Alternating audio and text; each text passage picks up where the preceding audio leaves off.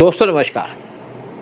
खबरें ये आ रही हैं कि यूएस और रशिया का न्यूक्लियर वार हो सकता है। यूएस ने अपनी 2 न्यूक्लियर सबमरीन्स को वो डिप्लॉय कर दिया रशिया के आसपास और उसे डिक्लेयर भी कर दिया ट्रंप ने कि हमने अपनी 2 न्यूक्लियर सबमरीन्स को रशिया के आसपास डिप्लॉय कर दिया। तो रशिया ने कहा कि हम आपके साथ जो ट्रीटी है, न्यूक्लियर ट्रीटी, उसको हम सस्पेंड करते हैं। यानी कि अब दोनों कंट्री के बीच में कुछ नहीं रहा। ये जो ट्रीटी थी इसको कई बार सस्पेंड किया गया, लेकिन मेन ट्रीटी यानी कि सबमरीन भेजने की उसको अभी तक नहीं छोड़ा गया था। लेकिन अब जो ट्रायड है उसको सस्पेंड कर दिया गया और यहाँ पे पूरा खतरा है कि न्यूक्लियर वार हो सकता है किसी भी टाइम पे। और इसी इशू पे डिस्कस करेंगे आज। और हमारे साथ बैठे होते शंकर पानी जी कि रशिया ने ये भी साथ में कह दिया कि जो मैंने ये न्यूक्लियर ट्रीटी को कैंसिल किया, इसकी में जितनी भी कंट्री है ब्रिक्स की, ब्राजील, रशिया, इंडिया, चाइना और साउथ अफ्रीका, इन्होंने भी एग्री कर दिया जो भी रशिया ने कहा। और उन्होंने अपनी सबमरीन को डिप्लॉय करना शुरू कर दिया यूरोपियन कंट्रीज के पास। खतरा बन गया है यूएस के लिए भी और साथ में यूरोपियन कंट्रीज को भी, क्योंकि रशिया के पास सबसे ज्यादा न्यूक्लियर वेपन्स है और साथ में यूएस का जो एटीट्यूड है इंडिया और चाइना के खिलाफ, उससे भी पूरा वर्ल्ड इस टाइम पे परेशान है और इंडिया परेशान है, चाइना परेशान है। तो इसी इशू पे डिस्कस करने के लिए हमारे साथ बैठे होते शंकर पानी जी। आज ये बात करेंगे रशिया के भी, हर एक इशू पे बात करते हैं, हर एक इशू पे इंटरेस्ट लेते हैं, हर एक इशू को जानते हैं। और आप क्या कहेंगे कि अब जो वार होने की तैयारी चल रही है यूएस और रशिया का, इस पे क्या होगा, क्या वार होगा? और दूसरी बात है कि ट्रंप ब्लेम कर रहे हैं रशिया को कि आपने तो यूक्रेन से वार करा दिया, वहां लोगों को मारा जा रहा है, इनोसेंट लोगों को। क्या यूएस को चिंता है आम आदमी के मरने से? कोई चिंता नहीं है, ड्रामेबाजी करता है यूएस। इसी पे बात करने के लिए उदय शंकर पांडे जी हमारे साथ बैठे हैं। उदय, आप बताइए कि आप क्या सोचते हैं ट्रंप का जो एटीट्यूड है और रशिया यूक्रेन वार चल रहा है और साथ में रशिया और यूएस की जो तैयारी चल रही है एक तरीके से न्यूक्लियर वार की। सर, 2 बातें मैं कहना चाहूंगा रशिया के बारे में कि दुनिया माने ना माने, उनका एक दोस्त बैठा है अमेरिका की सबसे बड़ी कुर्सी पर, उसका नाम है Trump. He is very, very leftist inclined. He is a friend of Israel. But at the same time, आपने देखा नहीं कि जैसे ही प्रेसिडेंट बने, सबसे पहला काम किया उसने यूक्रेन के प्रेसिडेंट को बुला के उसकी इंसल्ट कर दी। वो दिखा रहा था उसका mind set. He is a friend of Russia. और ये जो न्यूक्लियर वॉर हो जाएगा, ये हो जाएगा, ये सब ड्रामे है सर। और रशिया की सबसे बड़ी स्ट्रेंथ है, they are like India, they are not dependent on external forces. कब से इनके ऊपर सैंक्शन लगा रहे हैं सर, इनको कोई फर्क पड़ा? वो आज भी पूरे यूरोप को वो they are giving power, they are giving energy. So they're like India, they're producing the way they can go on fighting for another 100 years because their production of arms is so much. तो जो आज दुनिया को supply कर रही है आज भी वो कर रहे हैं और अमेरिका उनका कुछ नहीं कर पा रहा। ये थोड़ा ड्रामा क्रिएट कर रहे हैं just to fool the country, fool the world कि हम लोग कर रहे हैं। हाँ, चलिए, आपको ड्रामा लगता है कि रियलिटी कुछ हो रहा है, उस पर हम बात करते हैं कि सामने रियलिटी क्या है। सर रियलिटी तो तब पता लगी जब होगी। ये तो बातें हैं और बातों का क्या है? देखिए इस टाइम पे क्या है, इस टाइम पे जो यूएस ने काम किया है, अपने न्यूक्लियर सबमरीन को लगा दिया क्लोज टू रशिया और रशिया ने अपने न्यूक्लियर सबमरीन को भेज दिया यूरोप के अंदर, उनके नजदीक। उसने काम सारा काम कर देंगे और साथ में उससे ब्रिक्स को कॉन्फिडेंस में दिया, यानी कि जो 5 कंट्रीज हैं, ब्राजील, रशिया, इंडिया, चाइना और साउथ अफ्रीका। और इससे ब्राजील के ऊपर भी यूएस टारगेट कर रहा था काफी देर से, उसके जो प्रेसिडेंट है उनको गालियां दे रहा था। और जो साउथ अफ्रीका का जो प्रेसिडेंट है, जब मिलने गया तो उससे कहता है आपको तो इंग्लिश नहीं आती। और जहां तक आप बात करते हैं ज़ेलेंस्की की, ज़ेलेंस्की गए थे और रशिया यूएस ने उससे कहा, ट्रंप ने कहा कि आप वार खत्म कर दो। और यूएस उस टाइम पे चाह रहा था कि जो उनके मिनरल्स हैं, बहुत एरिया है मिनरल्स का, वो हमें दे दो। ज़ेलेंस्की ने मना कर दिया और रशिया से उसने कहा कि आप अटैक मत करना, आप हम भी यहाँ पे पीस लाना चाहते हैं। और रशिया को पता था कि यूएस की जो इंटेंशन है, जैसे पाकिस्तान बांग्लादेश की, वहां पे है यूक्रेन के मिनरल्स की। रशिया ने अटैक कर दिया नेक्स्ट डे और जो मिनरल्स का एरिया था यूक्रेन का, उस पर कंट्रोल कर लिया, वो उसके अपने कब्जे में ले लिया। अब वहां पे सिचुएशन ये आ रही है कि रशिया, इंडिया और चाइना, क्योंकि एक तरफ उसने इंडिया को भी कहा आप रशिया से ऑयल ले रहे हो, आप उस ऑयल को बेच भी रहे हो, तो हम इंडिया पे 500% टैरिफ लगा देंगे। दूसरे चाइना से भी उसने कह दिया है कि हम आप पे 500% टैरिफ लगा देंगे, क्योंकि आप भी रशिया से ऑयल ले रहे हैं। अब ये तीनों कंट्री मिलकर के मीटिंग करने लगी है। हमारे फॉरेन मिनिस्टर एस जयशंकर वो लास्ट वीक ऑफ अगस्त में जाएंगे रशिया के अंदर और बात करेंगे इन इश्यूज के ऊपर। और हमारे अजीत डोभाल जो एनएसए हैं वो जा रहे हैं नेक्स्ट वीक के अंदर रशिया में और वहां बात करेंगे इन इश्यूज के ऊपर। यानी कि जो डिफेंस रिलेटेड बातें हैं, या हमको S-400 चाहिए उसकी बात करेंगे, हमको R-37M मिसाइल चाहिए उसकी बात की जाएगी, हमको Su-57 एयरक्राफ्ट चाहिए 5th जनरेशन के वो चाहिए उस पर बात की जाएगी, साथ में Su-35 फाइटर जेट उसकी बात की जाएगी। क्योंकि हमारे पास थोड़ी सी चिंता की बात है इंडिया के लिए, स्पेशली जो फाइटर जेट्स की शॉर्टेज है और इंडिया चाहता है कि रशिया उसको मैन्युफैक्चर करे। रशिया भी eager है कि हम इन जेट्स को इंडिया के अंदर मैन्युफैक्चर करेंगे और कहा है कि जैसे ही एग्रीमेंट साइन होगा उसकी प्रोडक्शन इंडिया के अंदर स्टार्ट कर देंगे। यानी कि 2026 से आपको जेट मिलने शुरू हो जाएंगे S-57 और Su-35, क्योंकि Su-34 वो इंडिया में जो रशिया नीति है सुकोई वो पहले डेवलप किए जा रहे हैं और उसी जगह पे इन जेट्स को बनाया जाएगा। तो जो मिसाइल ले रहे हैं हम रशिया से वो सबसे लॉन्ग रेंज है। फिर उनसे रडार की बात भी चल रही है S-400 की, जो 2 हमारी यूनिट्स बाकी हैं, साथ में इनसे बहुत दूसरे रडार सिस्टम देने जा रहे हैं, क्योंकि इंडिया इस टाइम पे $200 बिलियन खर्चना चाहता है अपनी डिफेंस फोर्सेस को स्ट्रेंथन करने के लिए। और दूसरी तरफ ट्रंप ने इंडिया को चैलेंज भी किया है कि मैं इकोनॉमी को जीरो कर दूंगा, मिट्टी में मिला दूंगा। इसी तरीके से उसने चाइना को, रशिया को भी ये धमकी दी है। देखिए आज यूएस चाहता है कि इंडिया की इकोनॉमी उस पर उसका कंट्रोल हो, इंडिया की डिफेंस उस पर उसका कंट्रोल हो और रशिया कोई डील ना करे। साथ में चाहता है कि इंडिया की फॉरेन पॉलिसी उस पर उसका कंट्रोल हो, कि जिससे कहे वो ऐसे ट्रीट कर रहा है इंडिया को जैसे इंडिया उसका सर्वेंट हो। और उसी तरीके से कर रहा है जब 1960s के अंदर यूएस हमको देता था PL-70 के अंदर वीट, जो खराब वीट होती थी वो इंडिया को देता था फ्री के अंदर और इंडिया से अपनी पॉलिसी चलाता था, अपनी मर्जी से करवाता था, आप ये भी करो वो भी करो। लेकिन आज वो सिचुएशन नहीं है। अब उसने कहा है कि आपकी इकोनॉमी को मैं मिट्टी में मिला दूंगा, जीरो इकोनॉमी है। और उसी इकोनॉमी को IMF ने कहा है कि इंडिया की लार्जेस्ट इकोनॉमी है, इंडिया की फास्टेस्ट ग्रोइंग इकोनॉमी है, वो है 6.4% और 2026 में भी वो रहेगी 6.4%। और दूसरी तरफ इंडिया की इकोनॉमी इस टाइम पे चौथे नंबर पे है और बहुत जल्दी पहुंच जाएगी तीसरे नंबर पे।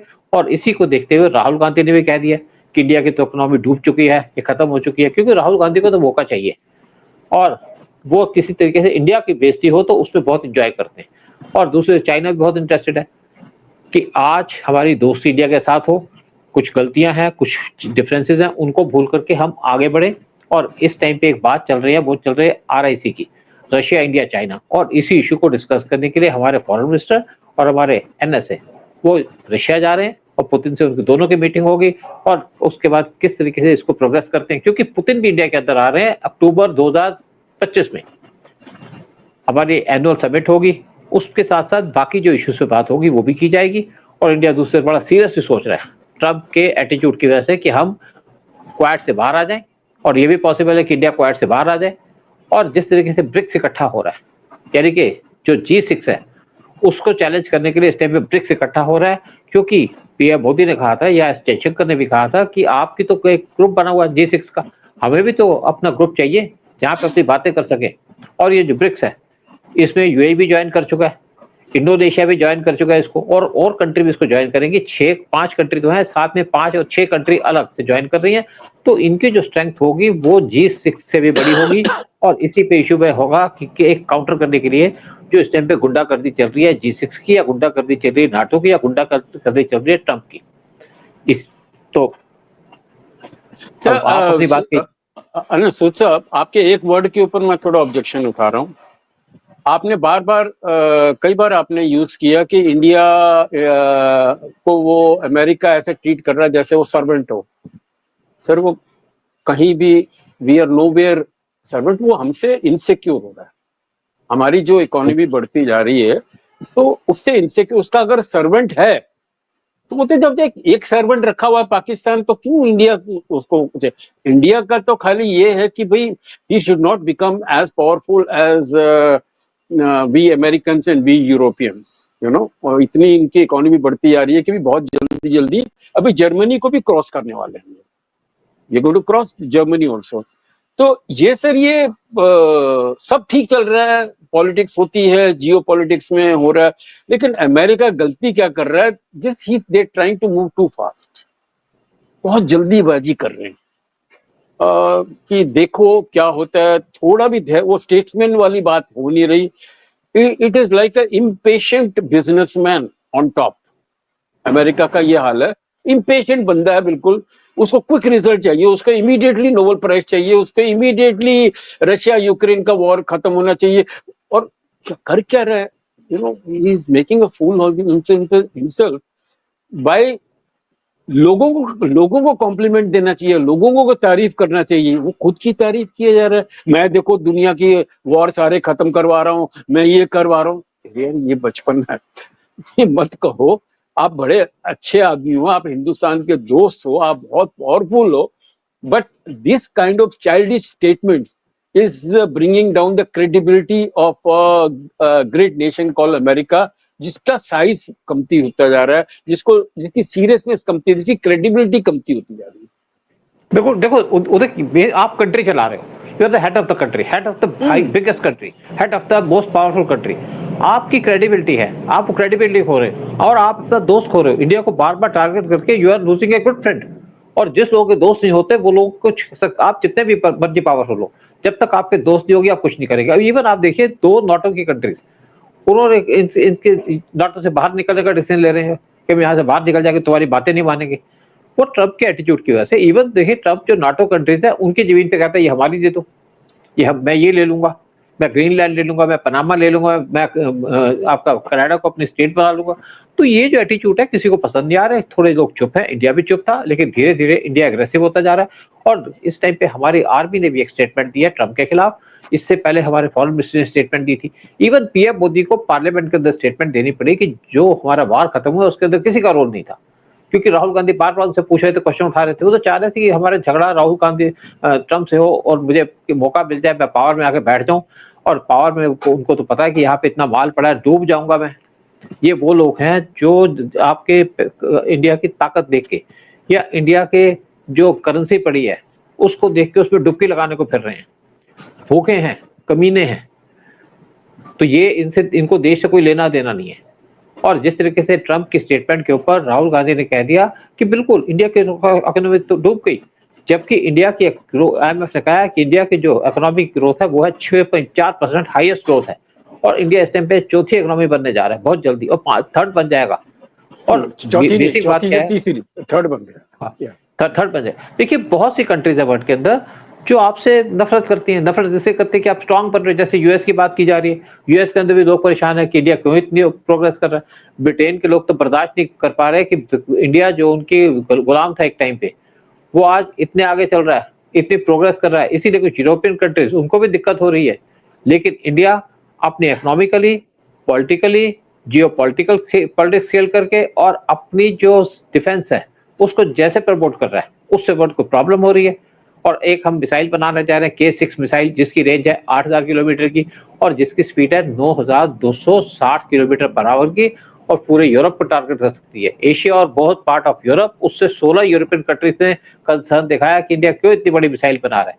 क्योंकि मेरे से कल किसने फोन किया, मैं आपको पता कई बार वीडियो बनाता हूँ जैसे स्पेशली डिफेंस के ऊपर भी, उसने कहा भाई क्या वार लड़ने जा रहा है इंडिया। मैंने कहा वार तो कभी भी हो सकता है। जो हमारा पाकिस्तान के साथ वार चल रहा था, अगर वो वार थोड़ा लंबा चलता और पाकिस्तान के साथ चाइना टर्की खड़े हो जाते तो उनको मिसाइलें देते तो वार तो लंबा होता। क्या वो उसके तैयार थे? बिल्कुल तैयार नहीं थे। और क्यों राहुल गांधी कह रहा था कि आपने क्यों विड्रॉ किया, क्यों कह रहा था अखिलेश यादव आपने क्यों विड्रॉ किया? क्योंकि इंडिया चाहता ही नहीं था वार करना। इंडिया लिमिटेड वार चाहता था, जो अपना काम पूरा करना था। 9 जो टेररिस्ट कैंप पे उस पर अटैक करना था। इंडिया ने कह दिया हम यहाँ पे खत्म हो जाएंगे अगर आप रिटेलिएट नहीं करोगे। जब पाकिस्तान ने रिटेलिएट किया, उनके 400 मिसाइलें और ड्रोन फेंके गए, तो इंडिया ने उनके 9 एयर बेसेस को डिस्ट्रॉय कर दिया। तब पाकिस्तान ने सरेंडर किया। और अगर हम वार को लंबा खींचते और दूसरी कंट्रीज पाकिस्तान के साथ खड़ी हो जाती तो हमारा हाल वही होता जो आज रशिया का हो रहा है। हमारा हाल वही होता जो इस टाइम पे इजराइल का हो रहा है। तो इसलिए इंडिया वार छोटा चाहता है, इंडिया नहीं चाहता, इंडिया तैयारी कर रहा है।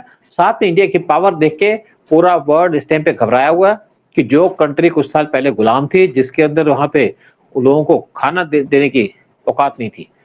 हमारी बड़ी फोटो जाया करती थी बाहर, एक तो स्नेक चार्मर्स, दूसरे झुग्गी झोंपड़ी की। आज लोग हमारी प्रोग्रेस को देख, बैलगाड़ी, आज लोग हमारी प्रोग्रेस देख रहे हैं कि इंडिया के अंदर बुलेट ट्रेन आ रही है। इंडिया के अंदर शिप बन रहे हैं, इंडिया के पास 2 एयरक्राफ्ट कैरियर। जब ऑस्ट्रेलिया के प्राइम मिनिस्टर इंडिया के अंदर आए तो पीएम मोदी उनको एयरक्राफ्ट कैरियर में लेके गए कि आपके पास है, वो कहता नहीं, कहते हमारे पास 2 हैं। अच्छा सर, इंडिया का अगर देखा जाए तो जो दुनिया देख रही है कि इनकी जो पावर बढ़ रही है, जैसे we are becoming very muscular, India is becoming very muscular. उनके 2 जो हाथ मस्कुलर हाथ है, एक रशिया है, एक इजराइल है। और आज की डेट में तो फिलीपाइंस ने भी पूरा फुल फ्लेजेड अपना आज सपोर्ट दिया है इंडिया को, because today we have signed a very big treaty with them. So all the countries are coming to India and they are very impressed. जैसे वो आपने ये छोटी सी वॉर की बात बताऊं, एक बताऊं कि नूर एयरबेस के पास हमारे इसरो सैटेलाइट ने स्पॉट किया उनका एक रोशनदान, and our missile went through that रोशनदान। वो एक ओपनिंग मिल गई उनको। तो ये देख के तो पूरा दुनिया हक्का बक्का रह गया कि look at the way India is using their space technology. हाँ बोलिए सर। मैं देखो आपको बता दूं एक बात कि इंडिया 14 सैटेलाइट यूज कर रहा था जब पाकिस्तान के साथ वार चल रहा था, और पाकिस्तान को सपोर्ट कर रहा था चाइना। उसने पाकिस्तान को 20 सैटेलाइट लगा के इंफॉर्मेशन दे रहा था कि इंडिया क्या कर रहा है। इंडिया ने अभी डिसीजन लिया है कि 50 सैटेलाइट बनाएगा, 50 मोर सैटेलाइट, ताकि जब हमारे बॉर्डर को पूरा सेफ गार्ड कर सके।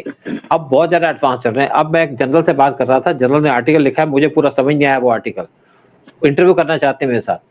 वो कहते हैं कि उन्होंने जो आर्टिकल लिखा है, बड़ा लंबा आर्टिकल है, उन्होंने लिखा है कि ये जो वार था मेरे टाइम में, वार डिफरेंट टाइप का था। आज जो वार हो गया वो टेक्निकल वार हो गया पूरा। और आप देखिए जो हमारे अवाक्स चलते हैं उसके अंदर लड़कियां बैठी होती हैं। मैं आपको एक और बात बता दूं कि लोग कहते हैं लड़कियों में पावर नहीं होती। लड़कियों का जो माइंड है वो एक टाइम पे 4 काम कर सकता है, आदमी एक टाइम पे 1 या 2 काम कर पाता है। और लड़कियों के साथ ये है कि लेडीज को आप देखिए घर में कितने काम संभाल पाती हैं। तो लेडीज जो है वो बैक हैंड में रह करके बहुत हेल्प कर रही हैं, बहुत पावरफुल सपोर्ट दे रही हैं इंडियन आर्म फोर्सेस को। आज देखिए ना, मोदी जी की जो एसपीजी है उसको हेड कर रही है एक लड़की। She is from Northeast and she is the one who's heading the SPG around Modi ji. 5 layer की सिक्योरिटी है मोदी जी की। So there is a woman who's doing it and believe me, आज सबसे बड़ी जो मदद मिल रही है औरतों को, that is our Prime Minister's confidence in women folk. बिल्कुल, उनकी वजह से एनडीए में चालू हो गए, उनकी वजह से आज हमारी डिफेंस मिनिस्टर एक औरत बन गई, उनकी वजह से ही मैंने औरतों को कितना प्रोत्साहन मिल रहा है। So hats off to Modi ji you are doing a great job. And sir आपसे बात करके ना सच्ची मेरा क्या होता था, इससे पहले हमारा ये दौर जो शुरू हुआ है आपसे बातचीत करने का, मैं खाली फिल्मों का और आर्ट की सोचता था। ये पहली बार ये हो रहा है कि मेरा दिमाग और खुल रहा है।